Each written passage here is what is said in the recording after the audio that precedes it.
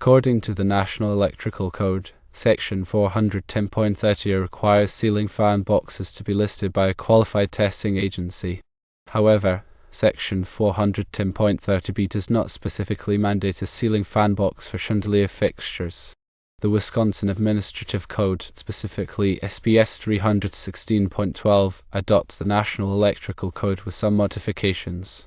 SBS 316.12 states that the Wisconsin Administrative Code must be construed to be consistent with the National Electrical Code. Based on both the National Electrical Code and the Wisconsin Administrative Code, several interpretations can be made. The National Electrical Code does not explicitly require ceiling fan boxes for chandelier fixtures. However, ceiling fan boxes are listed for both ceiling fans and chandelier fixtures. The weight rating of the box must meet the weight of the fixture, regardless of whether it is a ceiling fan or a chandelier. Inspectors may have the discretion to enforce the use of ceiling fan boxes for chandelier fixtures if they believe it is necessary for safety. To avoid confusion, it is recommended to use ceiling fan boxes for both ceiling fans and chandelier fixtures whenever possible, as they are specifically designed for these applications. When installing ceiling fans or chandeliers, it is crucial to select an electrical box that is appropriately rated for the weight of the fixture. This ensures safety and compliance with electrical codes. Firstly, determine the weight of the ceiling fan or chandelier, including any accessories or shades. This information is typically found on the product packaging or in the manufacturer's specifications. Secondly, check the weight rating of the electrical box. The weight rating is usually stamped on the box itself or listed in the product information. The electrical box must be rated to support the weight of the fixture. Thirdly, consider the type of electrical box. Ceiling fan rated boxes are specifically designed to support the dynamic weight and vibrations of a ceiling fan. These boxes are typically reinforced and have a higher weight rating than standard electrical boxes. For chandeliers, a standard electrical box may be sufficient if it is rated to support the weight of the fixture. However, if the chandelier is particularly heavy or if there is any doubt about the weight rating of the box, it is recommended to use a ceiling fan rated box for added safety. Fourthly, ensure that the electrical box is properly installed. The box should be securely mounted to a structural member of the ceiling, such as a joist or beam. Use appropriate fasteners, such as screws or nails, to attach the box to the structural member. Fifthly, follow all applicable electrical codes and regulations. Electrical codes vary depending on the location, so it is important to check with the local authorities to ensure compliance. Electrical codes typically specify the type of electrical box that is required for different types of fixtures, as well as the installation requirements. If unsure about any aspect of the installation, it is best to consult with a qualified electrician.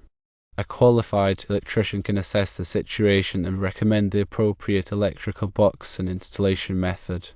Additionally, they can ensure that the installation is performed safely and in accordance with all applicable codes and regulations. Using the wrong electrical box or improper installation can create a serious safety hazard. A fixture that is not properly supported can fall from the ceiling, causing injury or property damage. Additionally, an improperly installed electrical box can create a fire hazard. To avoid these risks, it is essential to take the time to select the appropriate electrical box and install it correctly. Always prioritize safety when working with electricity. Turn off the power to the circuit before starting any electrical work. Use appropriate safety gear such as gloves and eye protection. If you are not comfortable working with electricity, it is best to hire a qualified electrician. In summary, when installing ceiling fans or chandeliers, it is crucial to select an electrical box that is appropriately rated for the weight of the fixture. Follow all applicable electrical codes and regulations, and if you are unsure about any aspect of the installation, consult with a qualified electrician. By taking these precautions, you can ensure the safety of yourself and others. The National Electrical Code, or NEC, provides comprehensive guidelines for electrical installations in buildings. It is updated every 3 years to reflect changes in technology and best practices. The NEC is not a law itself, but it is widely adopted by state and local jurisdictions, becoming the legal standard for electrical work. The NEC covers a wide range of topics, including wiring methods, overcurrent protection, grounding, and equipment installation. It also includes specific requirements for different types of occupancies, such as residential, commercial, and industrial buildings. One of the key principles of the NEC is safety. The code is designed to protect people and property from electrical hazards. It does this by specifying minimum requirements for electrical installations.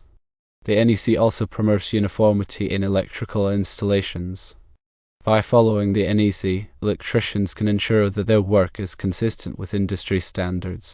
This makes it easier for inspectors to verify compliance and for maintenance personnel to troubleshoot problems.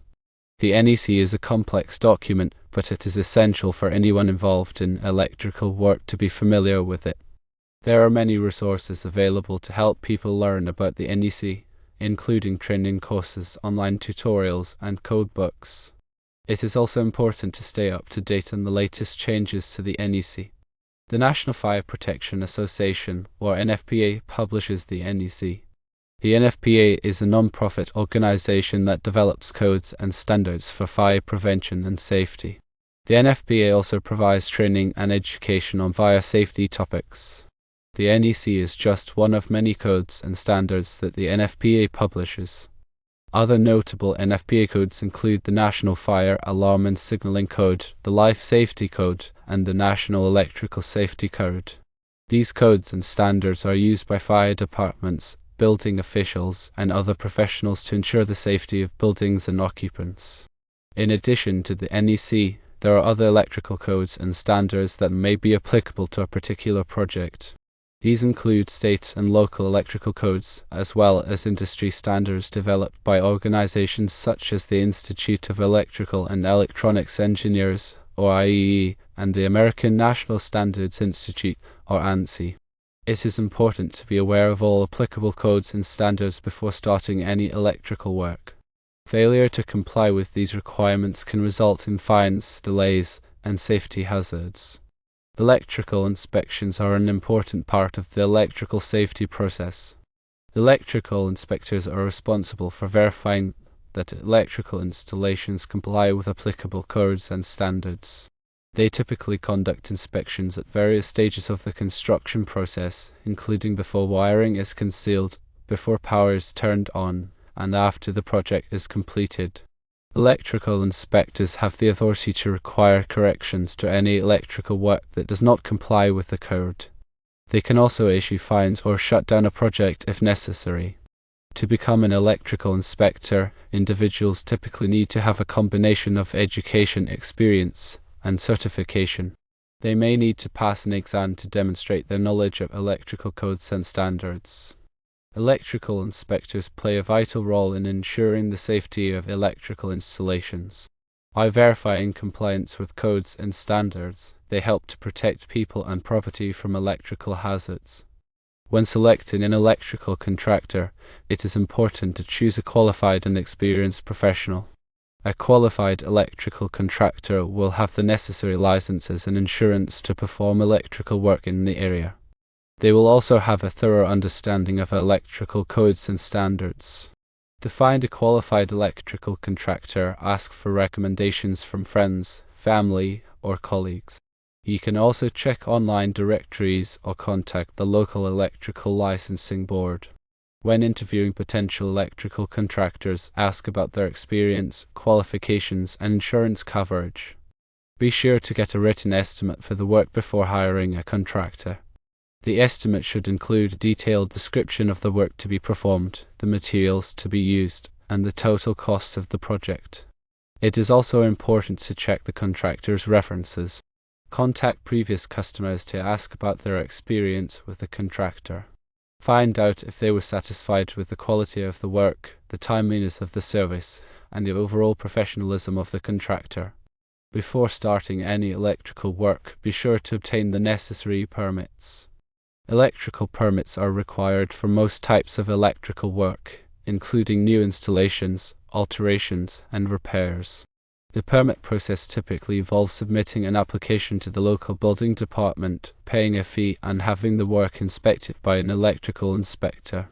Obtaining an electrical permit helps to ensure that the work is performed safely and in compliance with applicable codes and standards. It also provides a record of the electrical work that has been performed on the property. When working with electricity, it is always important to prioritize safety. Turn off the power to the circuit before starting any electrical work. Use appropriate safety gear, such as gloves and eye protection. Never work on electrical equipment when you are wet or standing in water.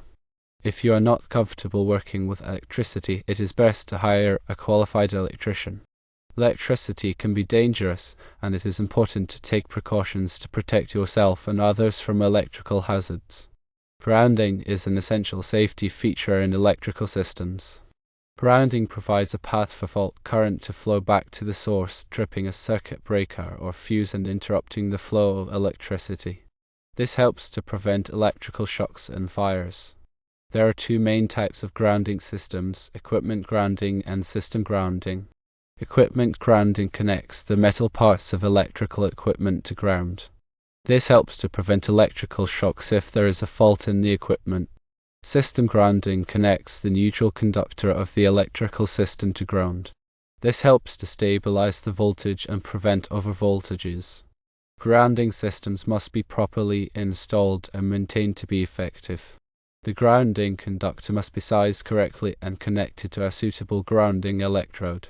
Grounding electrodes can be made of metal rods, pipes, or plates that are buried in the ground. Overcurrent protection is another important safety feature in electrical systems. Overcurrent protection devices, such as circuit breakers and fuses, are designed to interrupt the flow of electricity if there is an overcurrent condition. This helps to prevent damage to electrical equipment and wiring, as well as electrical fires. Overcurrent protection devices are rated in amps, which is a measure of the amount of current that they can carry before tripping. The rating of the overcurrent protection device must be appropriate for the circuit that it is protecting. If the overcurrent protection device is too small, it will trip unnecessarily. If the overcurrent protection device is too large, it may not trip in time to prevent damage. Arc fault circuit interrupters, or arc fault circuit interrupters, are a type of circuit breaker that is designed to protect against arc faults. Arc faults are dangerous electrical conditions that can cause fires. Arc fault circuit interrupters are required in many residential circuits, including those that serve bedrooms, living rooms, and dining rooms. Surge protection devices, or surge protection devices, are designed to protect electrical equipment from voltage surges. Voltage surges are sudden increases in voltage that can damage or destroy electronic equipment. Surge protection devices are commonly used to protect computers, televisions, and other sensitive electronic devices. There are two main types of surge protection devices: whole house surge protection devices and point of view surge protection devices. Whole house surge protection devices are installed at the electrical panel and protect all of the electrical equipment in the house. Point of view surge protection devices are plugged into outlets and protect individual pieces of equipment. Wiring methods are the different ways that electrical wires can be installed. There are many different wiring methods, each with its own advantages and disadvantages. Some common wiring methods include non-metallic sheath cable, metal-clad cable, conduit, and wireway. Non-metallic sheath cable, also known as Romex, is a type of electrical cable that is commonly used in residential wiring. Non-metallic sheath cable is relatively inexpensive and easy to install. Metal-clad cable, also known as MC cable, is a type of electrical cable that is similar to non-metallic sheath cable, but it has a metal sheath that provides added protection. Metal-clad cable is often used in commercial and industrial applications. Conduit is a type of tubing that is used to protect electrical wires. Conduit can be made of metal or plastic. Conduit is often used in locations where the wires need to be protected from physical damage. Wireway is a type of enclosure that is used to route and protect electrical wires. Wireway is often used in industrial applications. Electrical boxes are enclosures that are used to terminate electrical wires. Electrical boxes can be made of metal or plastic. Electrical boxes are required at all points where electrical wires are spliced or terminated. There are many different types of electrical boxes, each designed for a specific purpose. Outlet boxes are used to mount electrical outlets and switches. Junction boxes are used to connect two or more electrical wires. Ceiling boxes are used to mount ceiling lights and fans. The size and type of electrical box that is required depends on the number and size of the wires that are being terminated. Electrical outlets are devices that provide a convenient way to access electrical power. There are two main types of electrical outlets: standard outlets and ground fault circuit interrupter or ground fault circuit interrupter outlets. Standard outlets provide a direct connection to the electrical power. Ground fault circuit interrupter outlets are designed to protect against electrical shocks. Ground fault circuit interrupter outlets are required in wet locations such as bathrooms and kitchens. Electrical switches are devices that are used to control electrical circuits. There are many different types of electrical switches, each designed for a specific purpose. Single-pole switches are used to control a circuit from one location. Three-way switches are used to control a circuit from two locations. Four-way switches are used to control a circuit from three or more locations.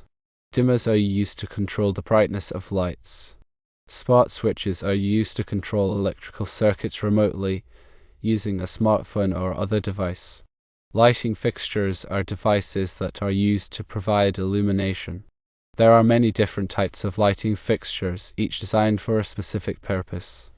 Incandescent lights are a traditional type of lighting fixture that uses a filament to produce light. Fluorescent lights are a more energy-efficient type of lighting fixture that uses a gas to produce light. LED lights are the most energy-efficient type of lighting fixture.